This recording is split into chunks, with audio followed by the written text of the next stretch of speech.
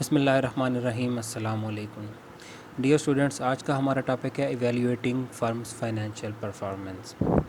अभी तक तो हमने ये देखा कि फाइनेंशियल स्टेटमेंट्स के थ्रू हम फर्म की परफॉर्मेंस और उसकी पोजीशन चेक करते हैं, but with in the firm उसी फर्म के डेटा से हम उसकी परफॉर्मेंस चेक कर रहे होते हैं कि वो प्रॉफिट में जा रही है, लॉस में जा रही है, उसका कैश फ्लो क्या है, वगैरह वगैरह। अब हम ये देखेंगे कि एक फ़र्म को उसी ही इंडस्ट्री की दूसरी फ़र्म्स के साथ कैसे कंपेयर किया जाता है, उसकी फ़ाइनेंशियल परफॉर्मेंस को कैसे मेजर किया जाता है जब आपने एक फ़र्म को दूसरी फ़र्म के साथ कंपेयर करना हो। क्योंकि हो सकता है अभी तक के एनालिसिस के मुताबिक जो हमने सीखा, कॉमन साइज़ एनालिसिस हो गया, उसके अलावा फाइनेंशियल स्टेटमेंट्स की रीडिंग होगी, उसके अलावा कैश फ्लो स्टेटमेंट्स वगैरह होगी, हो सकता है कि इनके थ्रू हमें जो इन्फॉर्मेशन मिली हो उसके मुताबिक एक कंपनी बहुत अच्छी चल रही हो, प्रॉफिटेबल भी जा रही हो, उसका कैश फ्लो भी अच्छा हो, लेकिन हो सकता है कि इंडस्ट्री की बाकी फर्म्स के मुकाबले में वो इतना अच्छा परफॉर्म ना कर रही हो। जब हम उसको बाकी फर्म से कंपेयर करेंगे तो हमें पता चलेगा कि वो कंपनी तो बहुत पीछे है।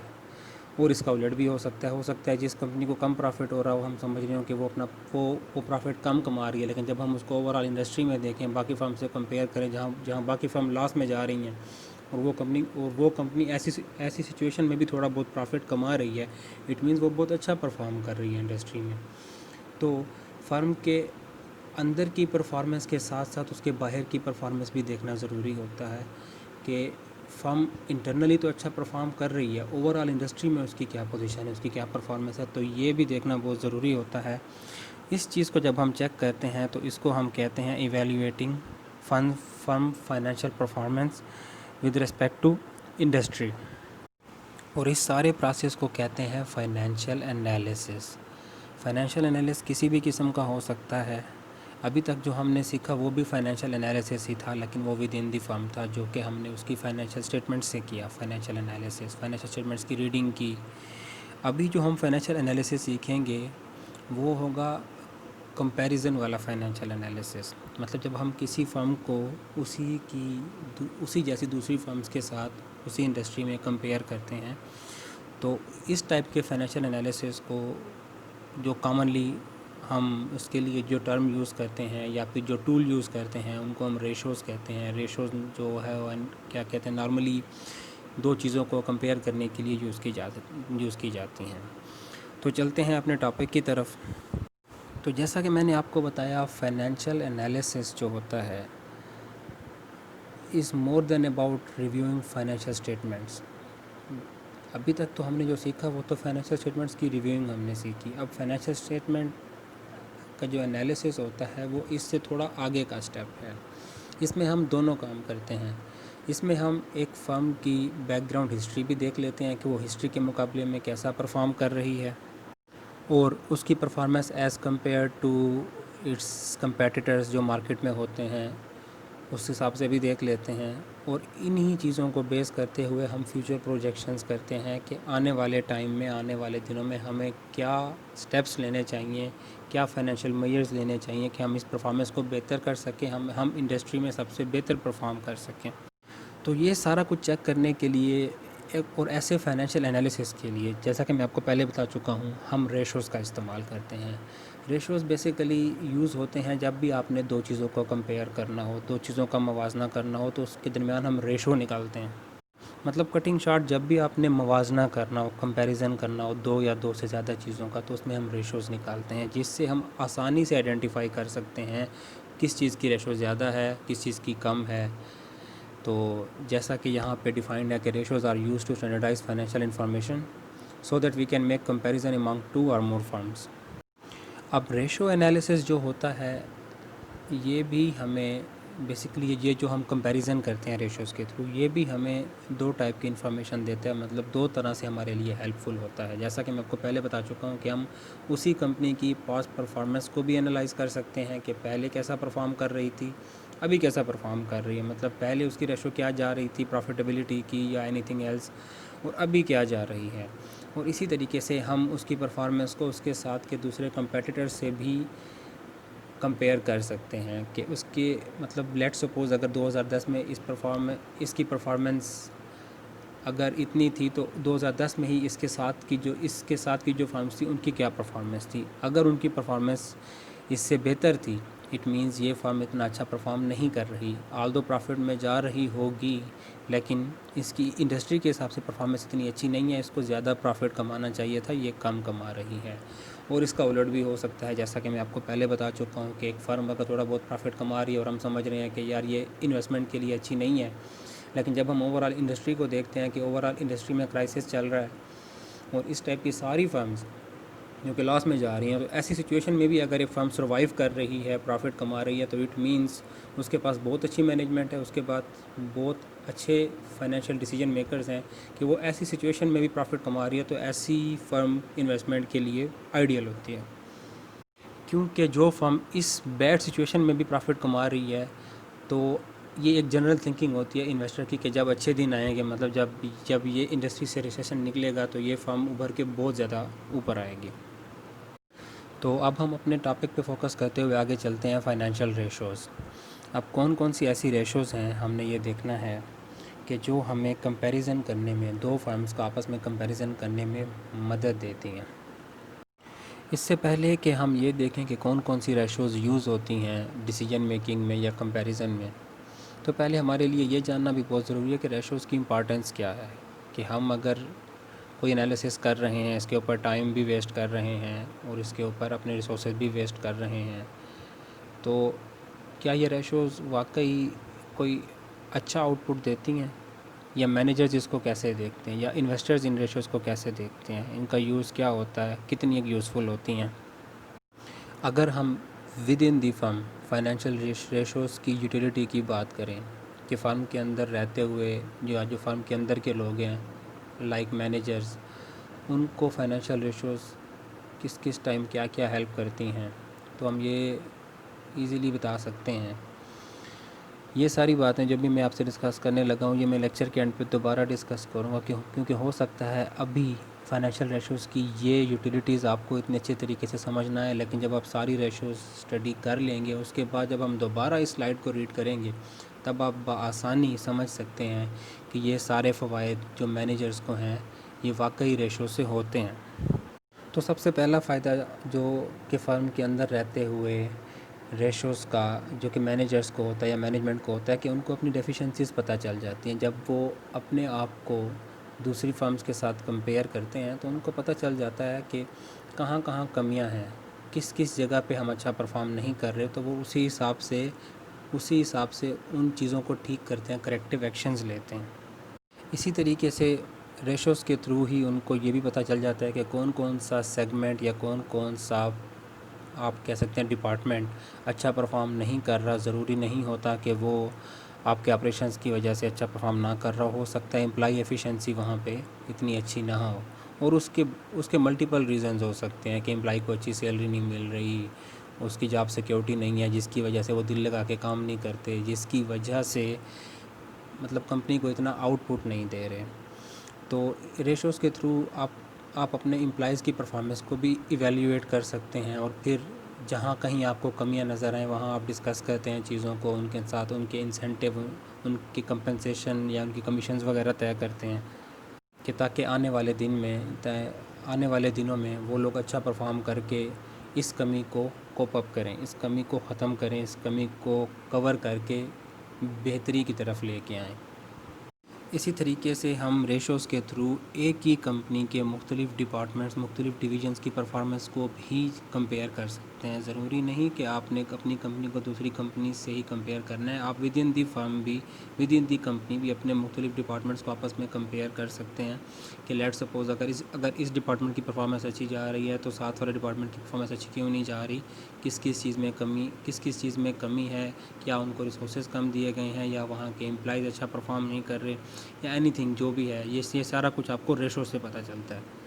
और इस सब की बेस पे ही हम फ्यूचर की प्रोजेक्शंस करते हैं, कि मतलब अपनी सारी कमियों को, कोताहियों को आइडेंटिफाई करने के बाद हम आगे की प्लानिंग करते हैं कि हमने आगे क्या करना है। हम आगे की फाइनेंशियल प्रोजेक्शंस, आगे का फाइनेंशियल प्लान बनाते हैं दोनों लेवल पे, ओवरऑल फर्म लेवल पे भी और डिवीज़न लेवल पे भी। अगर फर्म के मुख्तलिफ़ डिवीज़न्स या मुख्तलिफ़ डिपार्टमेंट्स में वेरिएशंस आ रही हैं, कुछ डिपार्टमेंट अच्छे परफॉर्म कर रहे हैं, कुछ नहीं कर रहे, तो हमें उनसे रिलेटेड भी डिसीजन लेने होते हैं और ओवरऑल फर्म लेवल पे भी डिसीजन लेने होते हैं, क्योंकि हम अपनी फर्म को दूसरी फर्म के साथ कंपेयर भी कर रहे होते हैं, हमने ओवरऑल इंडस्ट्री में सर्वाइव भी करना होता है। तो बिज़नेस के सर्वाइवल के लिए ये बहुत ज़रूरी है कि आप हमेशा कंपटीशन में रहें, आप अपनी कंपनी को हमेशा कंपटीशन में रखें, मार्केट में इन रखें। तो उसके लिए आपको ये एक रेगुलर प्रोसेस है वैल्यूएशन का, ये आपको हर साल करना पड़ता है। क्वार्टरली भी करते हैं कुछ लोग इसको सेमी एनुअली भी करते हैं, और नॉर्मली ये चीज़ सालाना की जाती है। जितने भी फाइनेंशियल मैनेजर्स होते हैं वो सालाना जब फाइनेंशियल स्टेटमेंट्स क्लोज़ होती हैं उसके ऊपर ये सारी रेशोज़ लगा के अगले आने वाले साल के लिए फ्यूचर प्रेडिक्शंस करते हैं, फिर उसी हिसाब से प्लान्स बनाते हैं, फिर उसके बाद उनको इम्प्लीमेंट करते हैं। स्पेशली उस सूरत हाल में जब आप बिज़नेस को ग्रो करना चाह रहे हों, जब आप बिज़नेस की कोई नई ब्रांच खोलना चाह रहे हों, या किसी नए प्रोजेक्ट में इन्वेस्ट करना चाह रहे हों, मतलब ये किसी भी तरीके से आप जब बिज़नेस को बढ़ाना चाह रहे हो, तब ये एनालिसिस बहुत ज़्यादा ज़रूरी होता है। और सबसे इम्पॉर्टेंट बात, रेशो एनालिसिस का सबसे बड़ा फ़ायदा, आपको अपनी कंपनी की तो अच्छाइयाँ बुराइयाँ पता चलती हैं, साथ साथ आपको अपने कंपेटिटर्स की भी अच्छाइयाँ बुराइयाँ पता चल जाती हैं। जब आप दूसरी फर्म से ख़ुद को कंपेयर करते हैं हर लिहाज से, तो आपको पता चल जाता है किस किस काम में आप बेहतर हैं, किस किस काम में दूसरे लोग बेहतर हैं। तो इस तरीके से आपको अगले की भी कमज़ोरियाँ कोताहियाँ पता चल जाती हैं और अगले की स्ट्रेंथ भी पता चल जाती है। ये भी आपके लिए एक अच्छा टूल होता है, एक अच्छा इन्फॉर्मेटिव टूल होता है मार्केट में सर्वाइव करने के लिए, कि ताकि आप अपने कंपेटिटर्स को देखते हुए अपनी स्ट्रेटजी प्लान करें। इसी तरीके से जो आपके सप्लायर्स होते हैं जिनसे आप रॉ मटेरियल उठाते हैं और आगे सेल करते हैं, तो उनकी भी फाइनेंशियल कंडीशन आप इन्हीं रेशोज़ के थ्रू एनालाइज कर देते हैं। In short overall raw material उठाने से लेके उसकी प्रोसेसिंग से लेके आखिर लेवल तक उस चीज़ को मार्केट में बेचने तक की, ये सारे प्रोसेस की आप इवैल्यूएशन कर सकते हैं रेशोज़ के थ्रू, और फिर उसका आप कंपैरिजन कर सकते हैं विद इन दी फर्म भी एंड आउटसाइड दी फर्म भी। और ये सारा कुछ होता है फाइनेंशियल रेशोज़ के थ्रू, जो अभी हम आगे डिस्कस करेंगे। तो अभी हमने ये डिस्कस किया कि विद इन दी फर्म ये कैसे यूज़फुल होती है मैनेजर्स के लिए। अब हम ये देखते हैं कि आउटसाइड दी फर्म ये किन किन लोगों के लिए बेनिफिशियल होती है और कैसे। अब ratios analysis outside the firm सबसे पहला बेनिफिट देते हैं आपके लेंडर्स को, जिन्होंने आपको उधार देना होता है। वो बैंक्स भी हो सकते हैं, वो इंश्योरेंस कंपनीज़ भी हो सकती हैं, वो कोई भी इदारे हो सकते हैं जिनसे आप उधार लेते हैं। वो भी रेशो एनालिसिस के थ्रू ये एनालाइज़ करते हैं कि क्या आप इस पोजीशन में हैं कि आप अपना उधार वापस कर सकते हैं, उधार की किस्तें दे सकते हैं। तो रेशोज़ के थ्रू ही उनको पता चलता है कि आपको फ़र्दर लोन देना चाहिए कि नहीं, आपके साथ मज़ीद उधार पे चलना चाहिए कि नहीं। इसी तरीके से कुछ क्रेडिट रेटिंग एजेंसीज़ होती हैं जो कि हर साल आपके रेशोज़ की बिना पर आपकी क्रेडिट वर्दीनेस को चेक करती हैं, उसकी रैंकिंग करती हैं कि अगर एक कंपनी हर साल टाइम पे अपने कर्ज़े उतार देती है और हमेशा प्रॉफिटेबल जा रही है, टाइम पे कर्ज़े भी उतार देती है, इवन देन उसकी इतनी स्ट्रेंथ होती है कि वो मज़ीद कर्ज़ा भी ले के टाइम पे उतार सकती है, तो उसकी क्रेडिट वर्दीनेस हाई होती है, उसको हाई रैंकिंग में रखा जाता है। और ये वो रेटिंग होती है जिसको आम तौर पे आपके लेंडर्स होते हैं, जो आपको उधार देते हैं, वो सबसे पहले जो चीज़ चेक करते हैं आपको उधार देने से पहले आपकी कंपनी की क्रेडिट रेटिंग सबसे पहले ये चेक करते हैं कि आपकी कंपनी की क्रेडिट रेटिंग क्या चल रही है मार्केट में। अगर आपकी क्रेडिट रेटिंग A+ चल रही है, जो कि बहुत ही अच्छी टॉप परफॉर्मर कंपनीज़ की होती है। A+ का मतलब ये होता है कि आपकी इतनी स्ट्रेंथ है कि आप जो कर्ज़ा ले रहे हैं, आप उसकी एक किस्त को 10 दफ़ा चुका सकते हैं। मतलब आप उसकी जो एक किस्त के जितने पैसे बनते हैं, लेट्स सपोज़ वो $100 बनते हैं, तो आपकी इतनी स्ट्रेंथ है कि आप एक महीने में उसको $1000 पे कर सकते हैं। तो ऐसी कंपनीज़ की क्रेडिट रेटिंग A+ में चल रही होती है। इसकी रैंकिंग का कोई भी मेजर हो सकता है। इसको A+, B+, A negative, B negative में भी मेजर करते हैं। कुछ कंट्रीज़ में इसको स्टार रैंकिंग से भी मेजर किया जाता है, 5 स्टार, 4 स्टार। कुछ कंट्रीज़ में इसको नंबर्स दिए जाते हैं, नंबर 1, नंबर 2, नंबर 3। तो ये रैंकिंग कोई भी हो सकती है, मकसद होता है डिफरेंशिएट करना कंपनीज़ को उनकी क्रेडिट वर्दीनेस की बिना पे, जो कंपनीज़ बहुत अच्छी होती हैं उनको टॉप रैंक में रखा जाता है। जो कुछ गुजारे वाली होती हैं, जो मतलब अपना कर्ज़ा औखा सौखा उतार ही देती हैं, तो उनको मिडल में रखा जाता है। और जो औखा कर्ज़ा उतारती हैं, जो हर साल कर्ज़ा लेट करती हैं, हमेशा ड्यू डेट के बाद जाके किस्त देते हैं, तो वो उनको लो रैंकिंग में रखा जाता है। इसलिए कि ताकि आइंदा उनको कर्ज़ा देने से पहले एक दफ़ा उस कंपनी को अच्छे तरीके से वैल्यूएट कर लिया जाए कि कहीं ऐसा ना हो कि जो बंदा कर्ज़ा दे उसका कर्ज़ा डूब जाए। तो क्रेडिट रेटिंग एजेंसीज़ को भी रेशो से फ़ायदा होता है आपकी क्रेडिट रेटिंग को एनालाइज़ करने का और उसकी रैंकिंग करने का, और इसका अल्टीमेट फ़ायदा आपके लेंडर्स को होता है। अब एक और फ़ायदा भी होता है यहाँ पे, वो होता है आपके इन्वेस्टर्स को, जिन्होंने कंपनी में पैसे लगाने होते हैं। तो वो भी रेशोज़ के थ्रू ही मेजर कर रहे होते हैं कि आपकी कंपनी की परफॉर्मेंस दूसरी कंपनी के मुकाबले में कैसी जा रही है मार्केट में। लेट्स सपोज़ अगर इंडस्ट्री में 5 कंपनीज़ हैं, लेट्स सपोज़ पूरी की पूरी सीमेंट इंडस्ट्री में पाकिस्तान में लेट्स सपोज़ पाँच कंपनीज़ हैं जो कि परफॉर्म कर रही हैं ऑपरेशंस, तो वो देखेंगे कि अगर आप बेस्ट वे सीमेंट में इन्वेस्ट करना चाहते हैं तो बाकी 4 की निस्बत उसकी परफॉर्मेंस कैसी जा रही है, उसकी प्रॉफिटेबिलिटी कैसी है, उसकी क्रेडिट रेटिंग कैसी है, वो डिविडेंड देती है कि नहीं देती अपने एम्प्लॉइज़ को, उसके शेयर की प्राइस क्या जा रही है, वगैरह वगैरह। ये सारी चीज़ें मेजर होती हैं रेशोज़ के थ्रू, जिसकी बिना पे इन्वेस्टर्स फिर ये डिसीजन लेते हैं कि उन्होंने इस कंपनी में इन्वेस्ट करना है या नहीं करना है। तो मतलब फाइनेंशियल रेशोज़ इन्वेस्टर्स के लिए भी हेल्पफुल होती हैं। तो इसी तरीके से फाइनेंशियल रेशोज़ जो आपके सप्लायर्स होते हैं, जिनसे आप सामान उठाते हैं, जैसा कि मैं आपको पहले बता चुका हूँ कि 80% बिजनेसेस जो हैं वो क्रेडिट पे चलते हैं। 100% कैश पे कोई भी बिज़नेस नहीं चलता। जितनी भी बड़ी बड़ी फर्म्स हैं वो अपने सप्लायर्स के साथ उनकी क्रेडिट टर्म्स चलती हैं। जहाँ से वो रॉ मटेरियल उठाते हैं उनको 20% या 30% पेमेंट कर देते हैं। बाकी का ये मुआहदा होता है कि जब ये सामान बन के सामान बिकेगा, वहाँ से हमें सेल की रिकवरी आएगी तो हम आपके पैसे चुका देंगे। तो ये एक साइकिल चलता है अकाउंट पेबल और अकाउंट रिसीवेबल का। आप उधार पे चीज़ें ख़रीदते हैं, आगे उधार पे बेचते हैं। जब वो आपको पैसे रिसीव होते हैं जिनको आपने बेचा होता है, तो फिर आप उनको पैसे देते हैं जिनके आपने देने होते हैं, और फिर इस तरीके से फिर अगला सामान उससे उधार पे उठा लेते हैं। तो ये एक साइकिल चलता है। तो आप ये साइकिल कितना एफिशिएंटली मैनेज कर रहे हैं, कितना टाइम पे आप अगले का कर्ज़ा उतार रहे हैं, उसको पूरे पैसे दे के फिर अगला सामान भी उसी ही रूटीन में उठा रहे हैं, और आपका सामान उसी ही रूटीन में बिक रहा है, उसी रूटीन में आपको पैसे रिसीव हो रहे हैं और वो उधार उतर भी रहा है। ये साइकिल जितना अच्छा आप ऑपरेट करते हैं, इसको कहते हैं अकाउंटिंग साइकिल, तो उतना ही आपके सप्लायर्स के लिए ये ईज़ी होता है कि वो आपको क्रेडिट टर्म्स प्रोवाइड करते हैं। लेट्स सपोज़ अगर आपने किसी से रॉ मटेरियल उठाया और आपने उससे 2 महीने का टाइम लिया था कि 2 महीने में मेरा सामान बिक जाएगा, तो उसके बाद मैं आपको ये पैसे दे के नेक्स्ट रॉ मटेरियल उठा लूँगा, और वो 2 की जगह 4 महीने हो गए। तो ये चीज़ आपका इमेज ख़राब करती है। इट मीन्स आप अपने अकाउंटिंग साइकिल को एफिशिएंटली मैनेज नहीं कर रहे, आप अपने ऑपरेशंस को एफिशिएंटली परफॉर्म नहीं कर रहे। तो ये चीज़ आपके जो सप्लायर्स होते हैं उनको इफ़ेक्ट करती है, और वो नेक्स्ट टाइम आपको क्रेडिट टर्म्स नहीं देते। अगर देते भी हैं तो कम देते हैं। मतलब हो सकता है फिर वो आपको कहें कि जी 50-50 की रेशो पे आ जाएं, कि जी 50% पहले आप एडवांस पे करें, या फिर हो सकता है 60-40 की रेशो पे आ जाएं।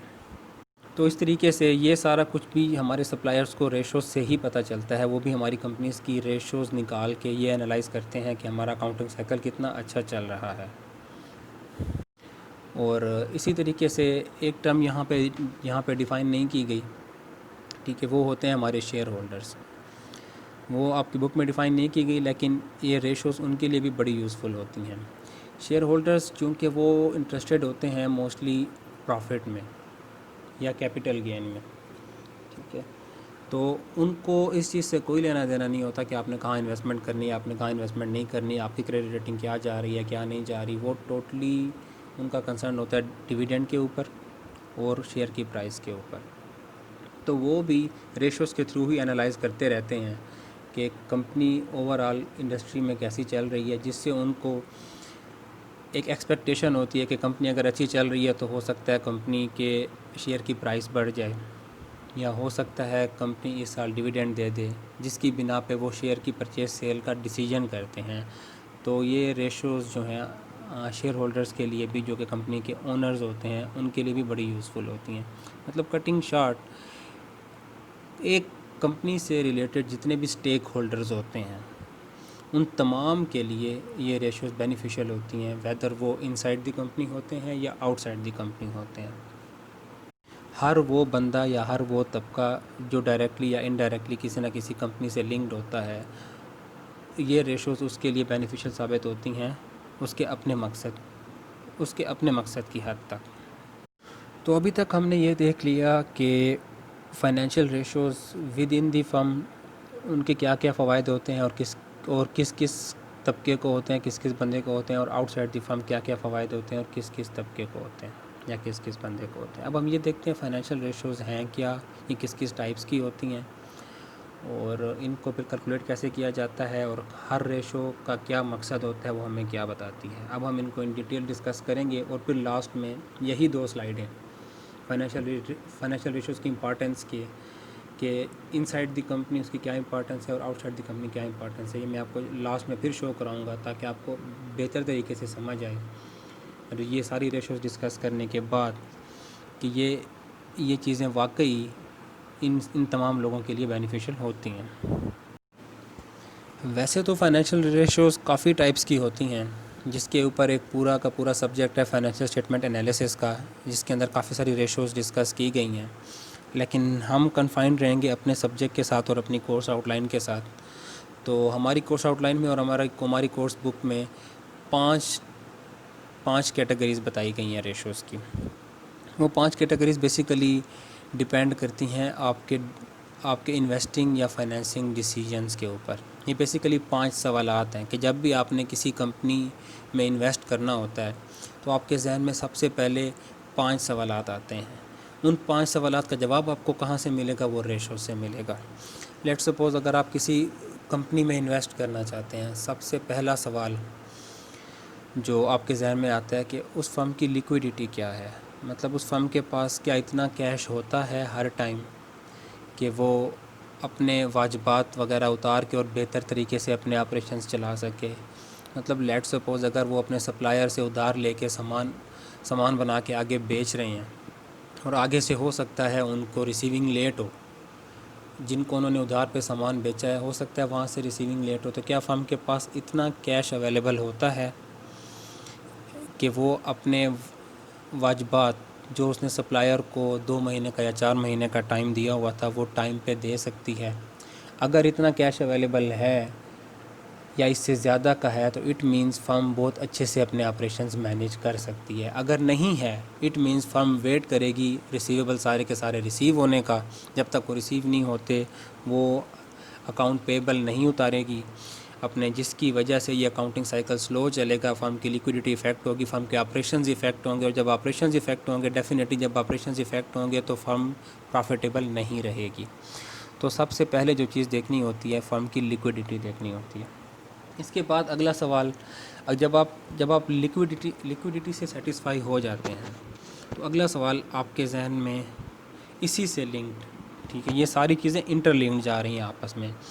जब फर्म की लिक्विडिटी का सवाल हल हो जाता है तो अगला सवाल इसके बाद प्रॉफिटेबिलिटी का आता है। जैसे कि मैंने आपको बताया कि फ़र्म की जब लिक्विडिटी अच्छी होगी तो वो प्रॉफिटेबल जाएगी। लेट्स सपोज़ आपने चेक कर लिया कि वो फ़र्म की लिक्विडिटी अच्छी जा रही थी, फ़र्म के पास इतने कैश फ्लोज थे कि वो अपने सारे वाजबात टाइम पे उतार सकती है और अपना अकाउंटिंग साइकिल अच्छे से चला सकती है। अब आप फर्दर ये देखते हैं कि फिर जब उसके पास इतने कैश फ्लोज अच्छे हैं कि वो अपना अकाउंटिंग साइकिल अच्छे से चला सकती है, तो अब उसकी प्रॉफिटेबिलिटी क्या है कि फ़र्म कितना एक प्रॉफिट कमा रही है, कितना अच्छे तरीके से अपने ऑपरेशंस मैनेज कर रही है, कितने अच्छे तरीके से अपने एसेट्स को यूटिलाइज़ कर रही है कि वो वेस्ट भी ना हो और कम से कम यूटिलाइजेशन में मैक्सिमम प्रॉफिट मिले। तो उसके बाद नेक्स्ट स्टेप होता है प्रॉफिटेबिलिटी का। जब जब जब प्रॉफिटेबिलिटी वाला पॉइंट भी किल हो जाता है, लेट्स सपोज़ आप इस पॉइंट से भी सेटिस्फाई हो गए आपका जो अगला सवाल था प्रॉफिटेबिलिटी का कि कंपनी प्रॉफिट भी कमा रही है कि नहीं कमा रही, तो आप इस चीज़ से भी सेटिस्फाई हो गए कि हाँ कंपनी प्रॉफिट भी कमा रही है। तो 2 सवाल के जवाब आपको मिल गया कि कंपनी लिक्विड भी है और वो प्रॉफिटेबल भी है। अब अगली बात कि जब भी प्रॉफिट होता है तो हर किसी को पता है कि सबसे पहले जो भी प्रॉफिट होता है उससे उधार उतारा जाता है या उधार की किस्त दी जाती है, फिर उसके बाद वो प्रॉफिट मिलता है इन्वेस्टर्स को। तो उसके बाद अगली चीज़ जो आपने देखनी होती है कि ठीक है कंपनी प्रॉफिट में तो जा रही है, इसके ऊपर उधार कितना है, इस उधार के ऊपर इसने कितनी किस्त देनी है, उसका इंटरेस्ट कितना देना है। क्या ऐसा तो नहीं है कि जितना प्रॉफिट एक कंपनी कमा रही है वो सारा का सारा उस उधार की किस्त में चला जाए तो शेयर होल्डर के लिए कुछ भी ना बचे। तो अगला सवाल आपके जहन में ये आता है इन्वेस्टमेंट करने से पहले। तो फिर आप जाते हैं फर्म के फाइनेंसिंग डिसीजंस की तरफ कि फर्म ने जो एसेट्स बनाए हैं या जिनको यूटिलाइज़ करके कंपनी ऑपरेशंस चला रही है और प्रॉफिटेबल जा रही है, वो एसेट्स कहाँ से आए हैं। क्या वो शेयर होल्डर की इन्वेस्टमेंट से सारे के सारे आए हुए हैं या उधार लेके आए हुए हैं। डेफिनेटली अगर एसेट्स मैक्सिमम उधार लेके आए होंगे तो उनके ऊपर इंटरेस्ट भी ज़्यादा होगा। तो उसके बाद ये चीज़ देखी जाती है फाइनेंसिंग डिसीजंस में। तो फिर जब हम ये देख लेते हैं कि फ़र्म ने अपना इंटरेस्ट भी पे कर दिया और उसके बावजूद भी फ़र्म अभी मतलब प्रॉफिट में जा रही है, तो अब वो लेवल आता है कि उसके बाद इन्वेस्टर ये चेक करता है कि अब मुझे कितना मिलेगा। कि लेट्स सपोज फर्म लिक्विड भी है, उसके कैश ऑपरेशंस भी अच्छे हैं, प्रॉफिटेबल भी जा रही है, उसका उधार भी इतना नहीं है, इंटरेस्ट भी कम है। तो इंटरेस्ट के बाद जो उसको अर्निंग बचती है उसमें से इक्विटी के ऊपर कितनी अर्निंग है उसकी, मतलब शेयर होल्डर को कितना मिल रहा है। ज़रूरी नहीं होता कि फ़र्म सारा का सारा शेयर होल्डर को दे, कुछ वो अपने पास रिटेन भी कर लेती है, कुछ वो डिविडेंड भी दे देते हैं। अब उसके बाद शेयर होल्डर ने ये चेक करना होता है कि जो अर्निंग उसके पास बच रही है वो शेयर होल्डर्स पे कितना लगा रही है। और फिर इसके बाद अगला स्टेप ये होता है कि लेट्स सपोज़ आपको इस स्टेप में पता चलता है कि कंपनी को जो अर्निंग बच रही है वो ज़्यादातर अपने पास रिटेन कर रही है, शेयर होल्डर्स को इतना नहीं दे रही, डिविडेंड की सूरत में नहीं दे रही। तो फिर आपका अगला सवाल होता है कि जो वो अर्निंग रिटेन कर रही है क्या उससे वो शेयर होल्डर की वैल्यू क्रिएट कर रही है कि नहीं। क्या मतलब उन अर्निंग्स को ये अपने ऑपरेशंस में अच्छे तरीके से चला के शेयर होल्डर्स की वैल्यू क्रिएट कर रही है। क्योंकि देखें शेयर होल्डर 2 चीज़ों में इंटरेस्टेड होते हैं, या तो उनको डिविडेंड मिले या उनके शेयर की प्राइस इंक्रीज़ हो मार्केट में, क्योंकि इन दोनों तरीक़ों से उनको फ़ायदा होता है। तो पहली चीज़ वो ये देखते हैं कि उनको कितना रिटर्न मिलेगा। अगर वो इस बात तक सेटिस्फाई हो जाते हैं तो वो अगली रेशोज़ की तरफ जाते ही नहीं हैं। लेकिन अगर वो इस बात पर सेटिस्फाई नहीं होते कि नहीं कंपनी हमें रिटर्न कम दे रही है, इसको ज़्यादा देना चाहिए, तो फिर वो ये देखते हैं कि जो रिटर्न कम हमें दे रही है तो इसको कहीं और कंपनसेट कर रही है कि नहीं, हमारी वैल्यू इंक्रीज़ हो रही है कि नहीं। जो शेयर आज हमने 100 रुपये का लिया था उसकी आज क्या वैल्यू है मार्केट में, वो 150 का है या 90 रुपये पे आ गया है, मतलब 10 रुपये लॉस हुआ है हमें या 50 रुपये फ़ायदा हुआ है।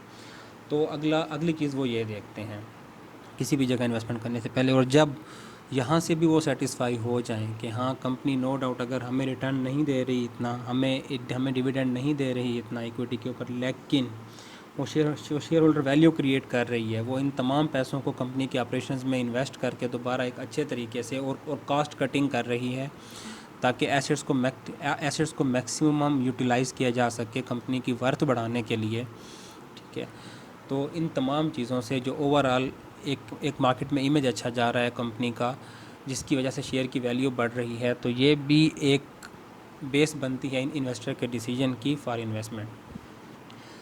तो ये तमाम सवालात बुक में ये बताए गए हैं कि किसी भी फर्म में इन्वेस्टमेंट करने से पहले या उसको उधार देने से पहले आपके जहन में जो सवालात आते हैं उन सवालात के जवाब आपने कहाँ से लेने हैं, तो वो रेशोज़ से मिलते हैं।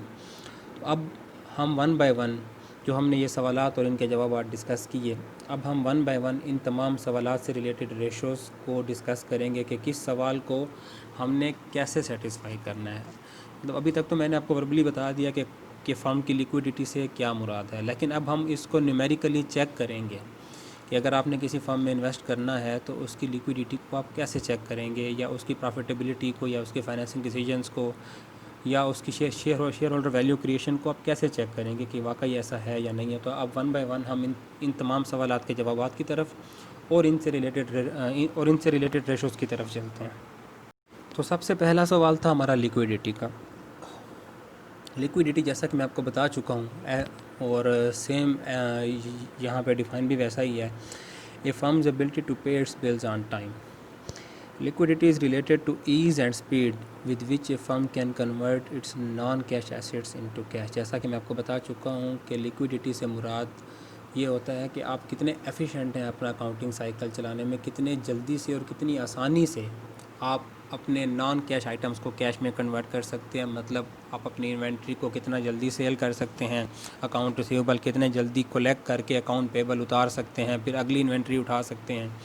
मतलब ये सारा प्रोसेस कितना ज़्यादा लिक्विड है, कितनी स्पीड से चलता है, इस चीज़ को हम लिक्विडिटी कहते हैं। Liquidity is related to current assets and current liabilities. Understood सी बात है, क्योंकि फ़िक्स्ड एसेट तो इलिक्विड होते हैं, वो तो फॉर लॉन्गर टाइम चलते हैं। ये जो अकाउंटिंग साइकिल है ये चलता ही करंट एसेट्स और करंट लाइबिलिटीज़ के ऊपर ही है। तो अब फर्म की लिक्विडिटी चेक करने के लिए ये कुछ रेशोज़ हैं जो हम मेजर करते हैं, ये जानने के लिए कि फर्म की लिक्विडिटी क्या है, जिसकी बेस पे हम ये डिसीजन लेते हैं कि ये फर्म लिक्विड है या नहीं है, हमने इसमें इन्वेस्टमेंट करनी है या नहीं करनी। फिर इस डिसीजन की बेस पे हम फिर आगे फर्दर रेशोज़ की तरफ जाएंगे या नहीं जाएंगे। मतलब अगर लिक्विडिटी ही फर्म की ज़ीरो है, फर्म लिक्विड ही नहीं है, तो इसके बाद हम आगे का स्टेप ही नहीं लेंगे, हम अगले सवाल की तरफ ही नहीं जाएंगे, क्योंकि वो अंडरस्टूड होगा जो फर्म लिक्विड नहीं है इतनी, वो अपने ऑपरेशन अच्छे से परफॉर्म नहीं कर सकती, डेफिनेटली वो प्रॉफिट नहीं कमा सकती। तो ये बहुत इंपॉर्टेंट होती है, इसलिए ये बेसिक होती है कि किसी भी फर्म में इन्वेस्टमेंट करने से पहले या किसी भी फर्म को उधार देने से पहले, इवन जो बैंक्स होते हैं वो भी किसी भी कंपनी को उधार देने से पहले सबसे पहली चीज़ उसकी लिक्विडिटी चेक करते हैं। और वो लिक्विडिटी कैसे चेक करते हैं, वो इन रेशोज़ के थ्रू चेक करते हैं। अब ये सारी रेशोज़ करंट एसेट्स और करंट लाइबिलिटीज़ से रिलेटेड हैं। अब आपको पता चलेगा ये कैसे रिलेटेड है और ये अकाउंटिंग साइकिल को कैसे इस चीज़ में इंडिकेट करती हैं। तो वन बाय वन हम ये तमाम लिक्विडिटी रेशोज़ को स्टडी करते हैं। तो लिक्विडिटी रेशोज़ में जो सबसे पहली और बेसिक रेशो आती है वो होती है करंट रेशो, जिसमें आप ये चेक करते हैं कि फ़र्म के पास क्या इतना कैश अवेलेबल है या शॉर्ट नोटिस पे अवेलेबल हो जाएगा कि वो टाइमली अपने वाजिबात उतार सके। लेट्स सपोज़ अगर उसने किसी सप्लायर से सामान उधार पे लिया हुआ है, तो वो इस चीज़ का वेट ना करता रहे कि मुझे अकाउंट रिसीवेबल्स रिसीव होंगे, मैंने जिसको मतलब सामान उधार पे बेचा हुआ है वो मुझे देगा तो मैं उधार उतारूँगा, हो सकता है वो देने में लेट हो जाए। तो आपके पास इतना पीछे बैक एंड पे कैश पड़ा होना चाहिए कि आप अपनी लायबिलिटीज़ टाइम पे उतार सकें, या फिर आप इतने अच्छे तरीके से अपने ऑपरेशन मैनेज करें कि आपके उधार उतारने की ड्यू डेट से पहले आपको पैसे रिसीव होना शुरू हो जाएं जिनको आपने सामान उधार पे बेचा था। तो ये चीज़ आपकी मेजर होती है करंट रेशो के थ्रू, कि आप ये चेक करते हैं कि फ़र्म के पास करंट एसेट्स इस टाइम कितने हैं, मतलब वो एसेट्स जो कि शॉर्ट नोटिस पे कैश में कन्वर्ट हो सकते हैं, और करंट लायबिलिटीज़ इस टाइम कितनी है, वो एसेट्स जो कि शॉर्ट नोटिस मतलब वो लायबिलिटीज़ जो आपने शॉर्ट नोटिस पे पे करनी है। नॉर्मली इनके लिए टाइम पीरियड यूज़ होता है 1 ईयर का।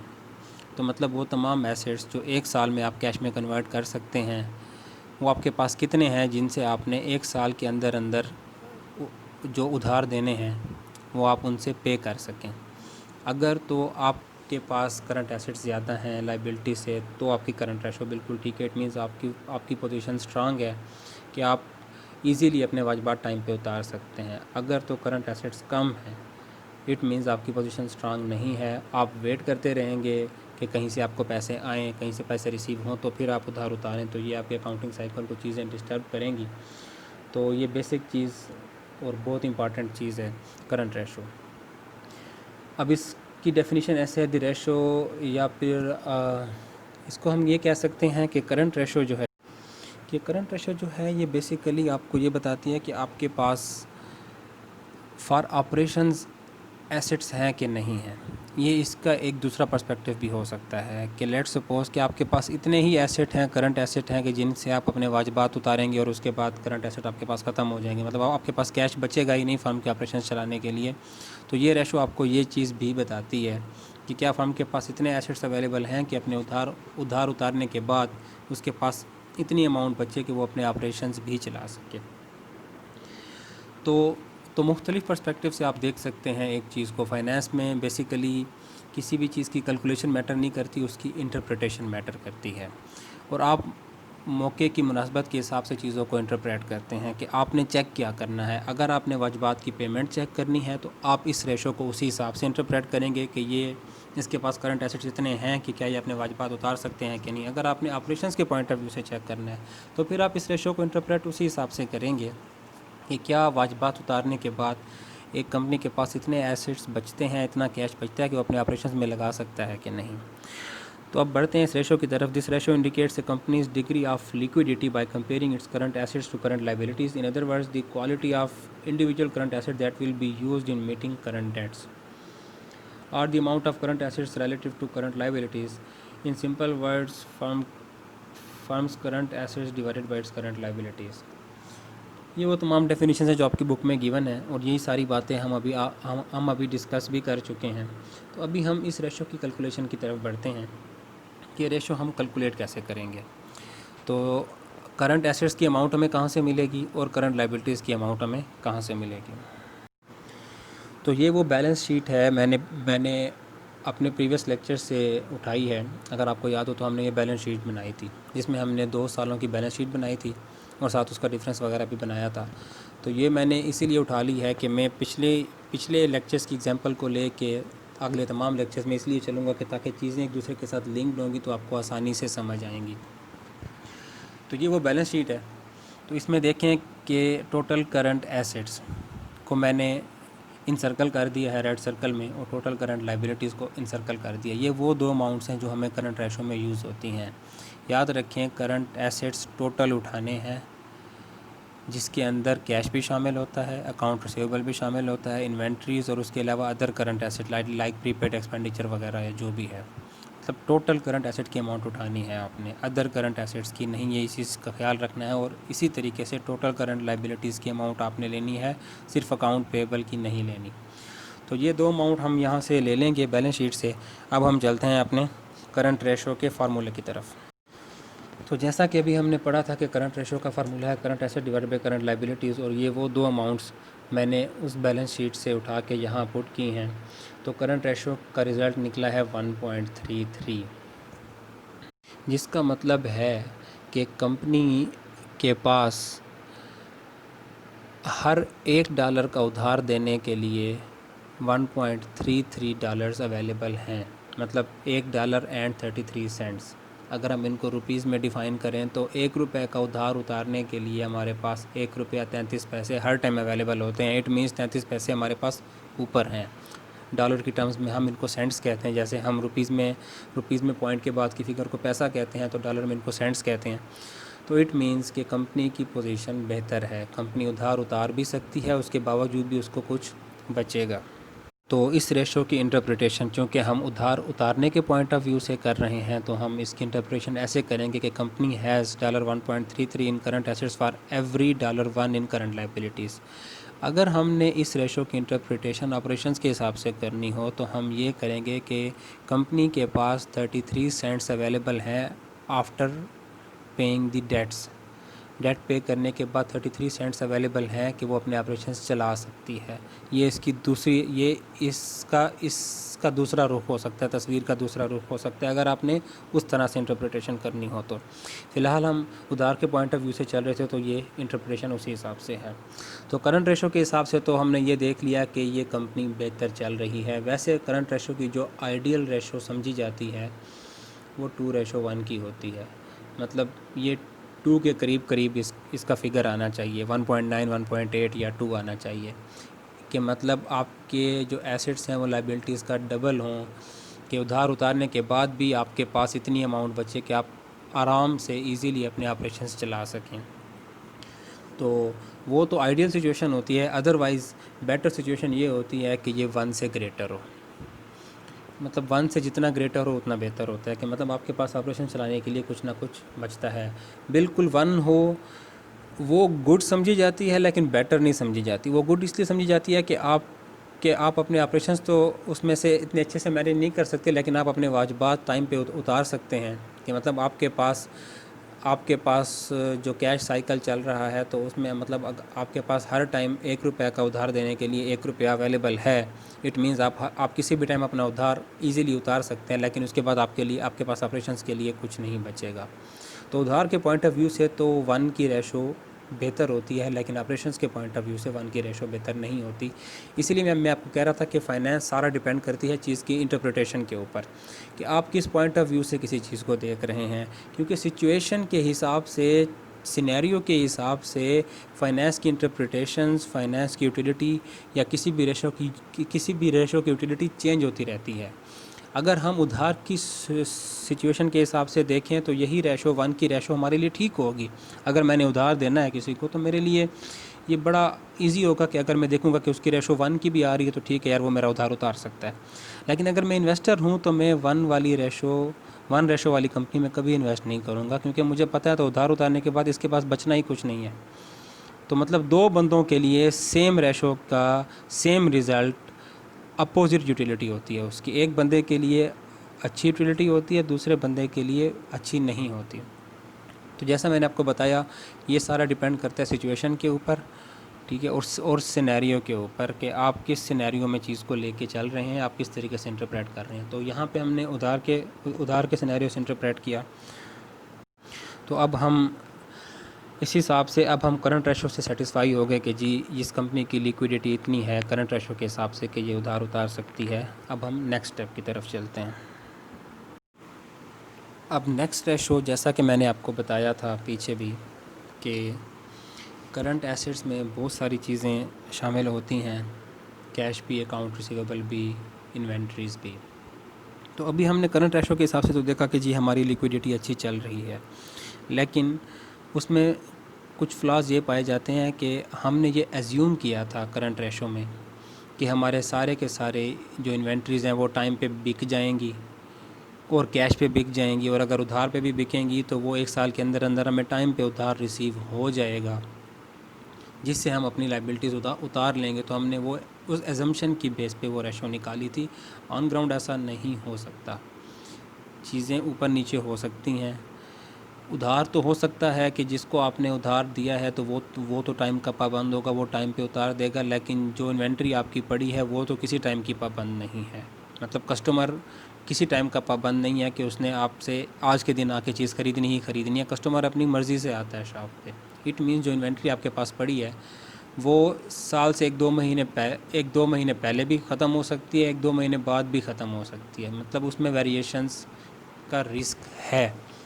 तो हम इस रेशो को मज़ीद रिफ़ाइन करने के लिए कि यार हम ये देखें कि इन केस अगर हमारी इन्वेंट्री टाइम पे नहीं बिकती, ठीक है, तो हमारी क्या सिचुएशन होगी कि हम 1 साल के अंदर अंदर अपने वाजिबात उतार सकते हैं कि नहीं उतार सकते। तो फिर हम वही करंट रेशो को ही दोबारा कैलकुलेट करते हैं और एसेट टेस्ट रेशो, या इसको हम क्विक रेशो भी कहते हैं, जिसमें हम करंट एसेट्स में सिर्फ़ और सिर्फ कैश और अकाउंट रिसीवेबल्स काउंट करते हैं, क्योंकि बाकी जितने भी एसेट्स होते हैं नो डाउट होते वो करंट एसेट्स ही हैं। नॉर्मली उनकी लाइफ 1 ईयर ही होती है, लेकिन वो उसमें 19-20 का फ़र्क लग सकता है। एक रिस्क होता है कि वो साल से 1.5 साल पे भी जा सकता है, 1 साल 1 माह 2 माह पे भी, या हो सकता है 10 माह पे भी हो सकता है, साल से पहले भी हो सकता है।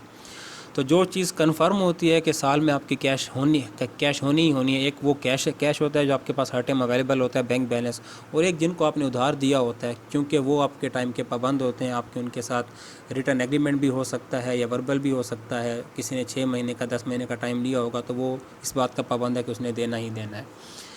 तो इस रेशो में आप सिर्फ़ और सिर्फ वो 2 चीज़ें काउंट करते हैं कि जो हर टाइम अगर आपकी इन्वेंट्री ना भी बिकी, मतलब बहुत वर्स्ट सिचुएशन की तरफ अगर आप जाके देखें कि अगर इन्वेंट्री ना भी बिकी, वो पड़ी रही, अगर कोई और एसेट आपके लिक्विड में कन्वर्ट ना भी हो सके, तो ये 2 तो आने ही आने हैं हर हाल में।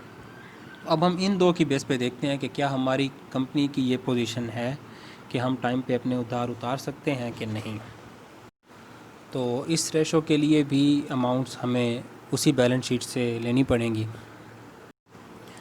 तो ये वो बैलेंस शीट है। तो आपको याद होगा लास्ट टाइम मैंने यहाँ पे टोटल करंट एसेट्स की अमाउंट इनसर्कल की हुई थी, जिसमें इन्वेंट्रीज़ भी शामिल थी, अदर करंट एसेट्स भी शामिल थे। अब मैंने मज़ीद रिफ़ाइंड टर्म यूज़ करनी है इसकी लिक्विडिटी की, तो मैं सिर्फ कैश और अकाउंट रिसीवेबल को मैंने इनसर्कल किया हुआ है। तो ये 2 अमाउंटें इन दोनों को ऐड करके जो इनका सम बनेगा वो हम लेंगे एज करंट एसेट्स, और करंट लाइबिलिटीज़ वही रहेंगी जो हमारी हैं, जिससे हम चेक करेंगे कि मतलब अगर हमारी इन्वेंट्रीज़ नहीं बिकती, जैसे कि अभी सूरत हाल हो गई थी लॉकडाउन की, शॉपकीपर्स की इन्वेंट्रीज़ 2-3 माह पड़ी रही हैं, नहीं बिकी, तो वो अपने ऑपरेशंस कैसे चला रहे होंगे? डेफिनेटली इन्हीं दो चीज़ों की बेस पे चला रहे होंगे, क्योंकि जिनसे उन्होंने उधार पे सामान लिया हुआ है उनको तो उधार देना ही देना है, अब उनका सामान बिका है या नहीं बिका।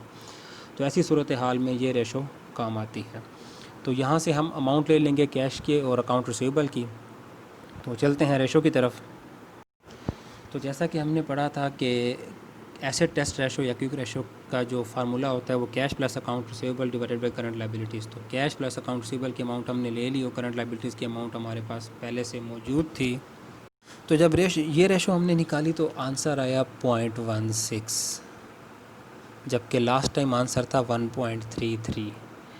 लास्ट टाइम के मुताबिक कंपनी के पास ₹1 का उधार उतारने के लिए ₹1.33, मतलब $1 का उधार उतारने के लिए $1.33 मौजूद थे।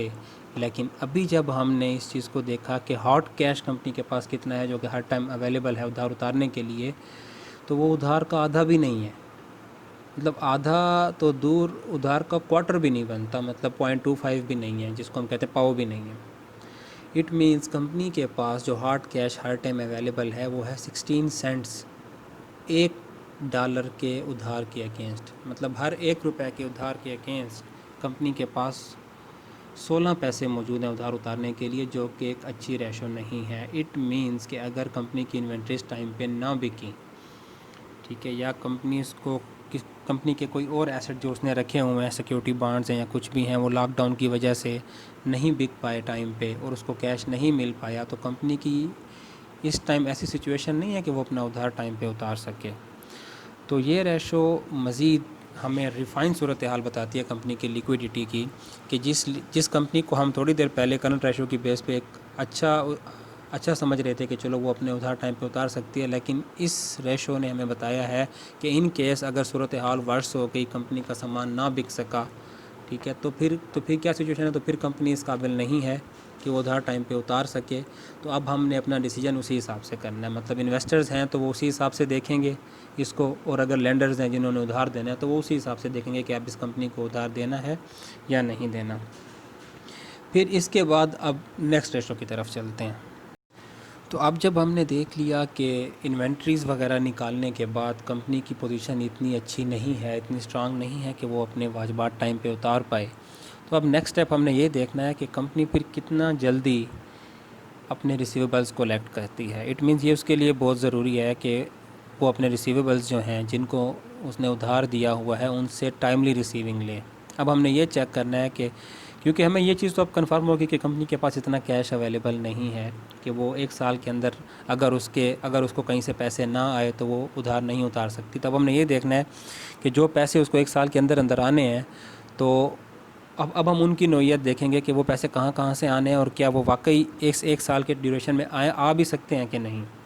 तो सबसे पहली जो चीज़ उसमें हमने चेक करनी होती है डेज इन रिसीवेबल, मतलब जिन को हमने सामान उधार पे बेचा है, ठीक है, तो नॉर्मली उसकी क्या रेशो चल रही है, वहाँ से हमें रिसीविंग कितने दिनों में हो रही है।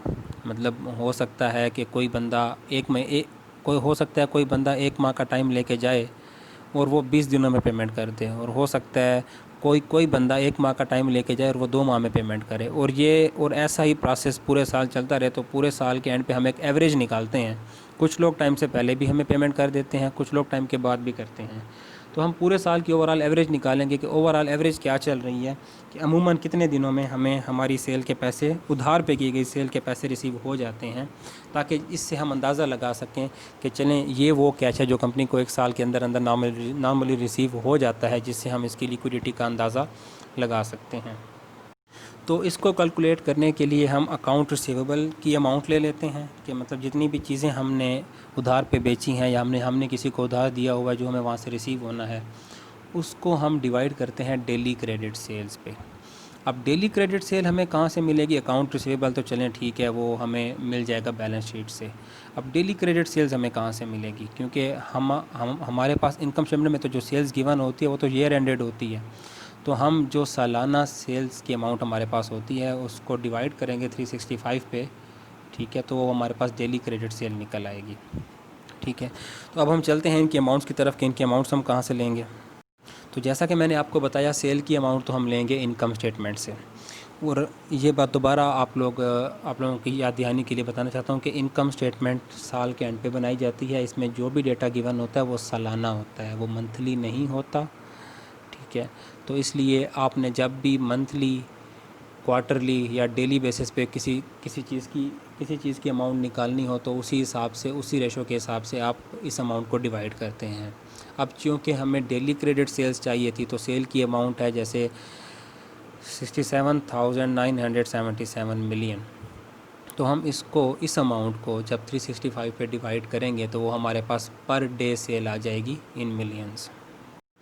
और इसी तरीके से सेल के बाद हमें चाहिए थी अकाउंट रिसीवेबल की अमाउंट। तो हम देख लेते हैं कि जी अकाउंट रिसीवेबल आप वैसे किसी भी साल की अमाउंट ले सकते हैं अकाउंट रिसीवेबल की। मैंने तो 30 जनवरी 2011 वाली ली है, आप 2010 वाली भी अमाउंट ले सकते हैं, लेकिन जिस साल की फिर आप अमाउंट ले रहे हैं अकाउंट रिसीवेबल की, उसी साल की ही फिर आपको तमाम रेशोज़ में आपको वही अमाउंट लेनी पड़ेगी। क्योंकि मैंने रेशोज़ का स्टार्ट ही 2011 वाले साल से किया। मैंने करंट रेशो इवन बुक में भी इसी साल की अमाउंट्स को ली गई, तो लिया गया, तो मैंने भी इसी चीज़ को आगे कैरी किया ताकि आप लोगों के लिए समझने में आसानी हो। और दूसरा इसके पीछे लॉजिक ये है, चूँकि रेशोज़ में अमूमन हमें अमाउंट्स दोनों फाइनेंशियल स्टेटमेंट से चाहिए होती हैं, इनकम स्टेटमेंट से भी, बैलेंस शीट से भी। तो बैलेंस शीट तो किसी एक पॉइंट पे, किसी एक डेट पे बनाई जाती है, एक साल के शुरू में भी, एक साल के एंड में भी, लेकिन इनकम स्टेटमेंट सिर्फ साल के एंड पे बनाई जाती है पूरे साल की परफॉर्मेंस देखने के लिए। तो ये आपके लिए बहुत ज़रूरी है कि आप जिस पीरियड एंडेड की इनकम स्टेटमेंट का डेटा ले रहे हैं उसी पीरियड एंडेड की बैलेंस शीट का डेटा लें। तो चूँकि हम जिस इनकम स्टेटमेंट से डेटा ले रहे हैं या जो हमने बनाई थी वो थी फॉर द पीरियड एंडेड जनवरी 2011, तो इसलिए हम बैलेंस शीट से भी जनवरी 2011 का डेटा ले रहे हैं। तो हमने यहाँ से अमाउंट लेनी थी अकाउंट रिसीवेबल की, तो मैंने अकाउंट रिसीवेबल की अमाउंट को इंसर्कल किया हुआ है, ये है 1085 मिलियन। तो अब चलते हैं अपनी रेशो की तरफ। तो जैसा कि हमने पढ़ा था कि इसका फार्मूला है account receivable divided by daily credit sales. अब इसमें हमारे पास एक और सवाल खड़ा हो जाता है, अकाउंट रिसीवेबल की अमाउंट तो हमने ले ली, सेल्स की अमाउंट भी हमने ले ली, लेकिन ज़रूरी नहीं है कि सारी की सारी सेल क्रेडिट पे हो। ज़रूरी नहीं है सारा सामान आपका उधार पे बिका हो, उसमें से कुछ कैश भी हो सकता है। तो ये चीज़ कंपनी फाइनेंशियल स्टेटमेंट्स के एंड पे कुछ फुट नोट्स होते हैं, उसके एंड पे स्टैरिक लगा के या स्टार लगा के या नोट लिख के नीचे कुछ चीज़ें बता देते हैं फाइनेंशियल स्टेटमेंट से रिलेटेड मज़ीद क्लैरिफिकेशन के लिए। तो हर कंपनी की फाइनेंशियल स्टेटमेंट के नीचे फुट नोट्स में अक्सर ये चीज़ गिवन होती है कि कंपनी की जो सेल है उसमें से कितनी सेल क्रेडिट पे की गई है और कितनी कैश पे है। तो हम सपोज़ करते हैं कि जी कंपनी ने क्लेम किया कि उसकी जो 30% जो सेल थी वो क्रेडिट पे थी, मतलब 67,977 मिलियन का 30%, जो कि 20,399 मिलियन बनता है। ये वो अमाउंट थी कि जो कंपनी ने चीज़ें उधार पे बेची हैं। अब इस अमाउंट को हम पूरी 67 को 365 पे डिवाइड नहीं करेंगे, क्योंकि वो उसमें कैश सेल भी शामिल थी, क्रेडिट सेल भी शामिल थी। हम सिर्फ क्रेडिट सेल की अमाउंट को 365 पे डिवाइड करेंगे, वो हमारे पास पर डे की क्रेडिट सेल निकल आएगी। फिर उससे हम रेशो निकालेंगे। तो जब हमने रेशो निकाली, अकाउंट रिसीवेबल को डिवाइड किया डेली क्रेडिट सेल पे, तो हमारे पास आंसर आया 19.41 डेज़। इट मीन्स कि ऑन एवरेज 19 to 20 डेज़ में कंपनीज़ अपने रिसीवेबल कलेक्ट कर लेती है। मतलब जिसको भी उधार पे सेल करती है तो वो बंदा नॉर्मली महीने से पहले अपने उधार उतार लेता है। इट मीन्स कि एक अब हमारे लिए पॉजिटिव साइन आ गया कि जो हम समझ रहे थे कि कंपनी की लिक्विडिटी कम है, हाँ, क्योंकि हमने कैश और अकाउंट रिसीवेबल की बिना पे उसको एनालाइज़ किया था, तो हमें अब ये भी पता चल गया कि ये अकाउंट रिसीवेबल्स जो हैं कंपनी के, जो कि टाइम पे रिसीव होने होते हैं, वो नॉर्मली उसको टाइम पे रिसीव हो रहे हैं। तो इट मीन्स अब ये चीज़ उसकी लिक्विडिटी में ऐड होगी, ठीक है। तो इस चीज़ की हमें श्योरिटी है कि कैश के साथ साथ जो अकाउंट रिसीवेबल का जो जो पहलू था एसेट टेस्ट रेशो में या क्विक रेशो में, वो हमारे लिए रिस्की नहीं है। वो मतलब नॉर्मली 1 साल के अंदर हमें रिसीव हो जाएगा। तो ये एक प्लस पॉइंट आ गया हमारे लिए कि कंपनी के रिसीवेबल्स टाइम पे कलेक्ट हो रहे हैं। तो अब इसके बाद हम आगे चलते हैं।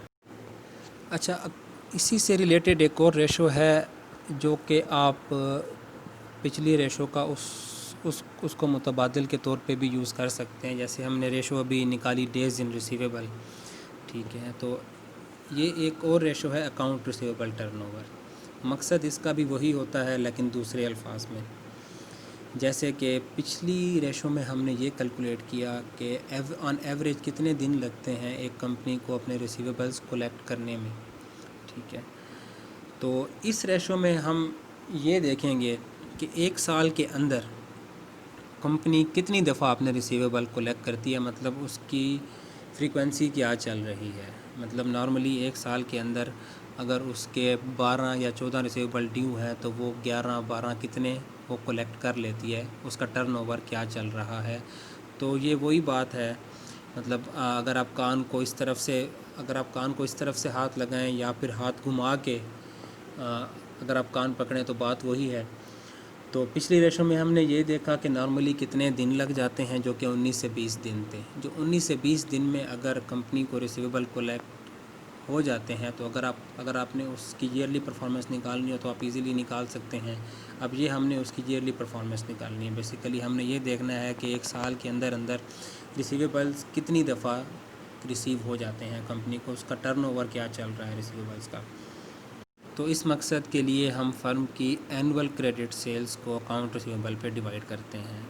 याद रहे लास्ट रेशो में हमने डेली क्रेडिट सेल ली थी क्योंकि हमने डेज़ निकालने थे।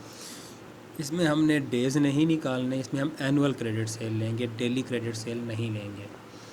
तो अब चलते हैं इस रेशो को भी कैलकुलेट करके देखते हैं कि हमारा अकाउंट रिसीवेबल टर्नओवर क्या चल रहा है।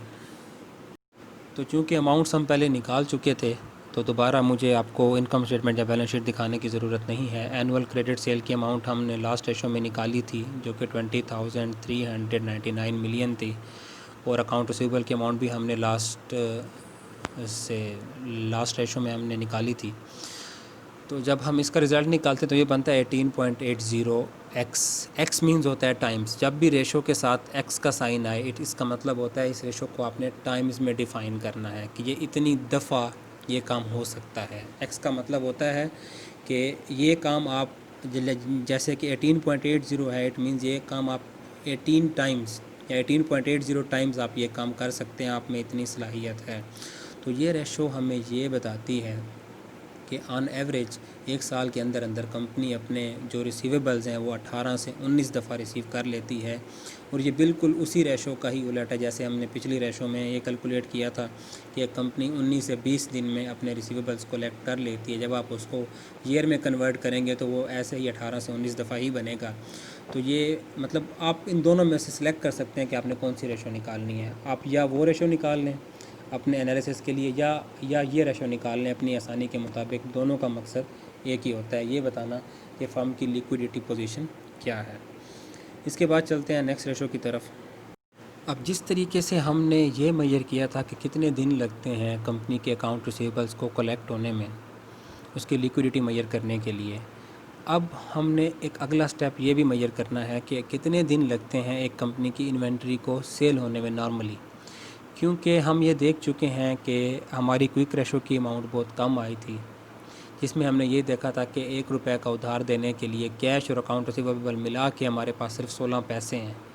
इट मीन्स अब हमारे लिए ये जानना बहुत ज़रूरी है कि दूसरे जो हमारे पास करंट एसेट्स हैं वो कितना जल्दी कैश में कन्वर्ट होते हैं, क्योंकि उनका जल्दी कैश में कन्वर्ट होना बहुत ज़रूरी है।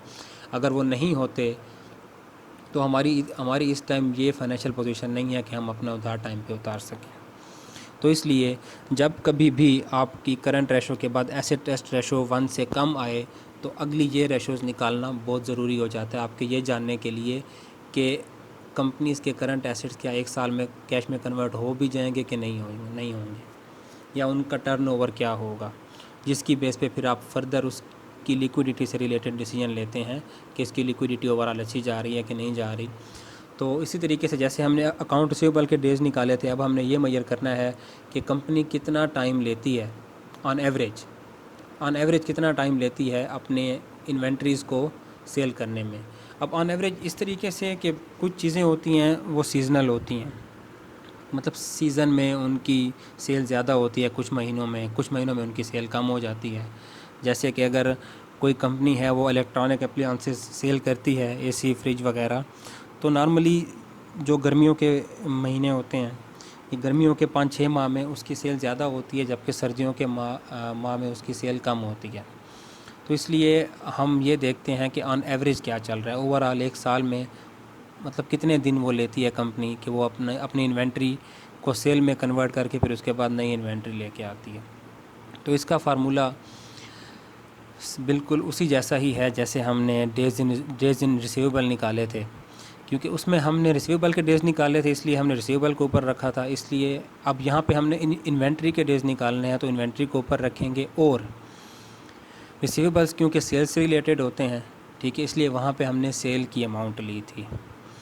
इन्वेंट्री जो है ये कॉस्ट से रिलेटेड होती है, ये सेल से रिलेटेड नहीं होती, क्योंकि इन्वेंट्री जब आप परचेज़ करते हैं तो उसके ऊपर आपकी कॉस्ट आती है जो, ठीक है। तो हमेशा आप इन्वेंट्री का जब भी नाम लेंगे तो उसमें आप कॉस्ट यूज़ करेंगे, सेल यूज़ नहीं करेंगे। तो अब हम ये देखेंगे कि जो इन्वेंट्री हमने ख़रीदी, ठीक है, तो उसकी daily cost of goods sold पे हम उसको डिवाइड करेंगे। अब daily cost of goods sold हम कहाँ से निकालेंगे? तो जैसे हमने सेल निकाली थी कि सेल की वैल्यू हमने इनकम स्टेटमेंट से ली, चूँकि वो एनुअल थी, सालाना थी, उसको हमने 365 पे डिवाइड किया तो हमारे पास डेली सेल की वैल्यू आ गई थी। तो इसी तरीके से अब कास्ट ऑफ गुड्स सोल्ड भी हम ऐसे ही निकालेंगे कि इसकी वैल्यू लेंगे इनकम स्टेटमेंट से और उसको 365 पे हम डिवाइड करेंगे तो हमारे पास daily cost of goods sold निकल आएगी। तो ये है वो इनकम स्टेटमेंट जो हमने बनाई थी, जहाँ से हमने सेल की वैल्यू भी ली थी। तो अभी हम सेल की जगह यहाँ पे लेंगे परचेजेज़ या कास्ट ऑफ गुड्स सोल्ड की वैल्यू जो है 44,693 मिलियन, ठीक है। अब ये अमाउंट लेके, ठीक है, और फिर इसको हम डिवाइड करेंगे 365 पे ताकि हमारे पास ये डेली की अमाउंट निकल आए। और इसी तरीके से कि जैसे हमने पिछली रेशो में अकाउंट रिसीवेबल की अमाउंट ली थी बैलेंस शीट से, तो इसमें हम लेंगे इन्वेंट्री की अमाउंट और उसी साल की लेंगे जिस साल के ऊपर हम ये सारे ऑपरेशन परफॉर्म कर रहे हैं। अब साल चेंज नहीं करेंगे कि ताकि हमारा रेशोज़ के जो रिज़ल्ट आ रहे हैं हम फिर उनको कंपेयर कर सकें। अगर हम साल चेंज करेंगे फिर हम कंपेयर नहीं कर सकते इस चीज़ को, तो इसलिए आपको ये ड्यूरेशन सेम रखना बहुत ज़रूरी है। तो अभी हम 2011 की इन्वेंट्रीज़ की अमाउंट यहाँ से ले लेंगे जो कि है 10,625 मिलियन। तो अब चलते हैं रेशो की तरफ। तो जैसा कि हमने अभी पीछे देखा था कि इसका फार्मूला है inventory divided by daily cost of goods sold. तो इन्वेंट्री की अमाउंट हमने ले ली इस यहाँ से बैलेंस शीट से, और फिर उसके बाद कास्ट ऑफ गुड्स सोल्ड की अमाउंट हमने ली इनकम स्टेटमेंट से और उसको डिवाइड कर दिया 365 पे। तो ये सारी इसकी कैलकुलेशन के बाद हमारे पास जो इसका रिज़ल्ट निकला वो निकला 86.77 डेज़। मतलब ऑन एवरेज एक कंपनी को 86 दिन लगते हैं अपनी इन्वेंट्री सेल करने में। मतलब ऑलमोस्ट 3 माह में उसकी इन्वेंट्री सेल हो जाती है जो उसने रखी होती है। इट मीन्स अगर हम इसको सालाना देखें तो वो साल में 3 दफ़ा या 3.5 दफ़ा, ठीक है, या 3 से 4 दफ़ा वो अपनी इन्वेंट्री को रोल ओवर कर सकते हैं। मतलब 3-4 दफ़ा वो अपनी इन्वेंट्री सेल कर सकते हैं, निकाल सकते हैं। इट मीन्स उसका ये सर्कल अच्छा चल रहा है, वो अच्छे तरीके से इन चीज़ों को ये कंपनी मैनेज कर रही है। तो इसकी इंटरप्रिटेशन भी हम ऐसे ही करेंगे कि on average company takes 86 to 87, क्योंकि अब डेज़ पॉइंट में नहीं हो सकते। हम ये नहीं कह सकते कि कंपनी 86.77 डेज़ लेती है सेल करने में, क्योंकि दिन या एक होगा या 2 होंगे, 1.5 दिन नहीं होता, 1.25 दिन नहीं होते, ठीक है। तो इसलिए हम जब इंटरप्रिटेशन करेंगे आपका रिज़ल्ट बेशक पॉइंट्स में निकलता रहे, इंटरप्रिटेशन आपने चीज़ की नौइयत को देखते हुए करनी है। बाज़ चीज़ों की इंटरप्रिटेशन में पॉइंट्स का जिक्र भी आता है, जहाँ पे वैल्यूज़ आएँ, जहाँ पे नंबर्स आएँ। अब जहाँ पे डेज़ आ रहे हैं तो अंडरस्टूड सी बात है, दिन या एक होगा या 2 होंगे, ठीक है। वो दिन 1.5 नहीं हो सकता, 1.25 नहीं हो सकते। तो इसलिए हम जब इसकी इंटरप्रिटेशन करेंगे तो हम या तो आप इसको सिर्फ 86 लिखें, ठीक, क्योंकि आप 87 पूरा नहीं लिख सकते क्योंकि 86.77 डेज़ है, पूरा 87 नहीं है। तो अगर आप इंटरप्रिटेशन में पूरा 87 लिखेंगे तो वो गलत हो जाएगा। या तो आप इसको 86 लिखें तो भी आपका जवाब ठीक होता है, या आप 86 to 87 मतलब 86 से 87 दिन, ये मतलब इसके दरमियान ही वो रहती है, तो ये भी आपका जवाब ठीक हो जाता है कि on average company takes 86 to 87 days for selling और ट्रेडिंग हेल्ड इन्वेंट्रीज। अब इसी तरह की एक और रेशो भी है, जैसे कि हमने अकाउंट रिसीवेबल के केस में भी उसी की ही एक इंटरचेंजेबल रेशो कैलकुलेट की थी। तो ऐसे ही इन्वेंट्री की भी एक इंटरचेंजेबल रेशो है कि आप किसी और तरीके से भी ये इन्वेंट्री के डेज़ को मतलब टर्नओवर की शक्ल में कैलकुलेट कर सकते हैं। कि उसमें हमने ये देखा कि ऑन एवरेज कितने दिन लगते हैं एक कंपनी को इन्वेंट्री सेल करने में। अब इस रेशो में हम ये देखेंगे कि एक साल में कंपनी कितनी दफ़ा अपनी इन्वेंट्री सेल करती है। तो बात वही है, सिर्फ अंदाज़ चेंज है, उसका बयान करने का तरीका चेंज है। कि उसमें हमने ये देखा था कि कितने दिन लगते हैं, इसमें हम ये देखेंगे कि एक साल में कितनी दफ़ा एक कंपनी इस काबिल है कि वो अपनी इन्वेंट्री को निकाल सकती है, सेल कर सकती है। उसका मतलब उसका ये साइकिल कितना एफिशिएंटली चल रहा है, ताकि हम इस चीज़ से उसकी लिक्विडिटी का अंदाज़ा लगा सकें कि जिस फर्म की इन्वेंट्री जितना फ्रीक्वेंटली सेल होती है और वो रिप्लेस करती जाती है दूसरी इन्वेंट्री को, मतलब एक इन्वेंट्री सेल हो गई है, वो नया सामान उठा के फिर ले आया, फिर वो सेल हो गया, जितना ज़्यादा इसका फिगर होगा उतनी ज़्यादा कंपनी की लिक्विडिटी हाई होती है, उतनी ज़्यादा कंपनी की क्रेडिट वर्दीनेस भी बढ़ती है। सप्लायर्स भी आपको इजीली उधार देते हैं, क्योंकि उनको पता होता है कि इस कंपनी का सामान बड़ा आसानी से बिक रहा है, मतलब इसकी दुकान चल रही है तो इसका सामान बिक रहा है, तो ये हमारा उधार टाइम पे उतार सकता है। तो इसी तरीके से अब हम जब इस रेशो को जब करेंगे कैलकुलेट, तो वही पिछली वाली रेशो को उल्टा कर देंगे, जैसा हमने अकाउंट रिसीवेबल के केसेस में भी किया था कि कास्ट ऑफ गुड्स सोल्ड ऊपर आ जाएगी, नीचे आ जाएगी इन्वेंट्री। यहाँ भी आपने वो बात याद रखनी है कि यहाँ भी cost of goods sold daily नहीं है, ये एनुअल है, क्योंकि यहाँ हम डेज़ कैलकुलेट नहीं कर रहे, यहाँ हम पूरे साल की परफॉर्मेंस देख रहे हैं। जहाँ भी डेज़ की बात आएगी तो वहाँ आप डेली की वैल्यू कैलकुलेट करेंगे। यहाँ टर्नओवर की बात हो रही है, सालाना टर्नओवर की, डेज़ की बात नहीं है। तो आप पूरी सालाना अमाउंट लेंगे कास्ट ऑफ गुड्स सोल्ड की और उसको डिवाइड करेंगे इन्वेंट्री के ऊपर। तो अमाउंट चूँकि पहले हम ले चुके थे पिछली रेशोज़ के लिए, तो इसलिए मैंने यहाँ पे इनकम स्टेटमेंट और बैलेंस शीट दोबारा आप लोगों को नहीं दिखाई, क्योंकि ऑलरेडी हम ये अमाउंट्स जो है पिछली रेशो में यूज़ कर चुके हैं, कास्ट ऑफ गुड्स सोल्ड की अमाउंट और इन्वेंट्री की। तो इसका आंसर हमने निकाला तो ये आया 4.21x। x means times. जैसा कि मैं आपको बता चुका कि जब भी किसी चीज़ की वैल्यू के साथ x का साइन आ जाए, इसका मतलब होता है टाइम्स, कि वो चीज़ इतनी दफ़ा हो सकती है, उस चीज़ को आप इतनी दफ़ा परफॉर्म कर सकते हैं। तो इसका मतलब ये है कि ऑन एवरेज कि जो कंपनी है अपनी इन्वेंट्री को 4 से सवा 4 दफ़ा, मतलब 4 दफ़ा से ऊपर या मिनिमम 4 दफ़ा वो ट्रेड कर सकती है एक साल में, मतलब 4 दफ़ा से थोड़ा ऊपर ट्रेड कर सकती है। जैसा कि पिछली रेशो में हमने देखा था कि उसके 86 दिन निकले थे, तो हमने राउंड ऑफ करके ओवरऑल 3 महीने कहा था। अब ये कैलकुलेशन तो एग्जैक्ट 86 डेज़ के हिसाब से है, तो वो 4.21 टाइम्स, मतलब मिनिमम 4 दफ़ा वो कंपनी अपनी इन्वेंट्री को रोल ओवर कर सकती है एक साल में। 4 दफ़ा इन्वेंट्री ले आके उसको बेच सकती है। इट मीन्स वो अपना ऑपरेटिंग साइकिल जो है, अकाउंटिंग साइकिल जो है, वो अच्छे से ऑपरेट कर रही है। जिसकी बेस पे अब हम ये डिसीजन करते हैं कि चूँकि कंपनी के बाकी जो एसेट्स हैं, करंट एसेट्स, वो लिक्विड चल रहे हैं, तो इसलिए हमारे लिए कोई इशू नहीं है कि हम इस कंपनी में इन्वेस्टमेंट करें। ऑल दो इस कंपनी का कैश और अकाउंट रिसीवेबल की अमाउंट कम थी, जो कि हमने रेशो में देखा था, वो उधार उतारने के काबिल नहीं थी। लेकिन जब हमने दूसरी रेशोज़ कैलकुलेट की तो उससे हमें ये 2 चीज़ें सामने आ गई कि कंपनी ने जिन को उधार पे सेल की हुई है वो भी टाइम पे वापस कर रहे हैं, और कंपनी की इन्वेंट्री भी टाइम पे सेल हो रही है, बल्कि साल में 4 दफ़ा सेल हो रही है। इट मीन्स कंपनी के पास यहाँ से कैश आएगा और रूटीन में आता है। तो इट मीन्स उसकी कंपनी की लिक्विडिटी पोजीशन करंट रेशो के हिसाब से फिर ठीक है, जो कि हमने पहले निकाली थी वो 1.33 आई थी।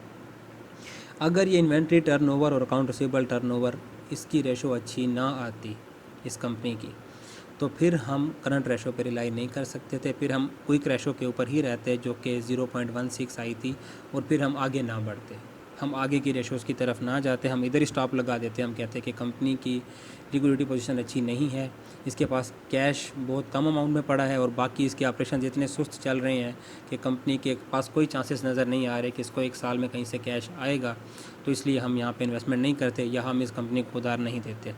लेकिन चूँकि बाकी ऑपरेशंस देखने के बाद हमें पता चला कि कंपनी का साइकिल अच्छे से चल रहा है, एक साल में इसको रिसीविंग हो रही है कैश की, तो ये काफ़ी बेहतर तरीके से ऑपरेट कर रही है। तो इस तरीके से हम यहाँ पे ये डिसीजन ले सकते हैं कि कंपनी की लिक्विडिटी पोजीशन बेहतर चल रही है। बहुत अच्छी आप नहीं कह सकते, लेकिन बेहतर चल रही है।